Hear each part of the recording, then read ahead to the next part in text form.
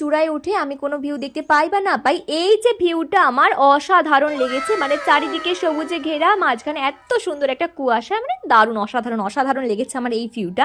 আর হঠাৎই নিচে নামছিলাম, চোখে পড়লো পয়সার গাছ।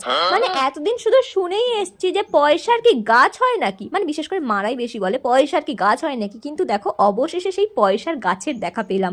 মানে চারিদিকে এত পয়সা দেখে আমার নিজেকে গরিব বলে মনে হচ্ছিল, মানে আমি গরিব নয়, ভিখারি, মানে আমাকে ভিখারি বলেই মনে হচ্ছিল। কিন্তু দেখো এইসব পয়সার কাছে মায়াটায়া বাদ দিয়ে আমাদের নিচে যেতে হবে, তাই এখান থেকে খেয়ে নিয়েছিলাম একটু এনার্জির জন্য ছোলা মাখা, যেটা খেয়ে আমাদের আবার রওনা দিতে হবে বাড়ি ফেরার জন্য।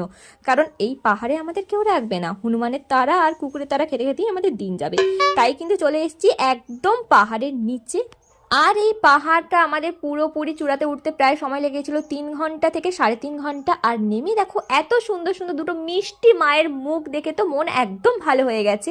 কিছুক্ষণ এখানে বসে রেস্ট নিয়ে আমরা চলে গিয়েছিলাম মেলাতে, ওখানে যে সমস্ত হস্তশিল্পের জিনিসপত্র পাওয়া যায় সেগুলোই দেখছিলাম। তো কেনাকাটি করে এখন যাবো বাড়ি। তার আগে এই ছোটোবেলায় এই আইসক্রিমগুলো কে কে খেয়েছো অবশ্যই জানিও। তো খাওয়া দাওয়া করে আমরা যাবো বাড়ি। চলো আজকের মতো ভিডিওটা এতটাই, কেমন লাগলো জানিও, টাটা।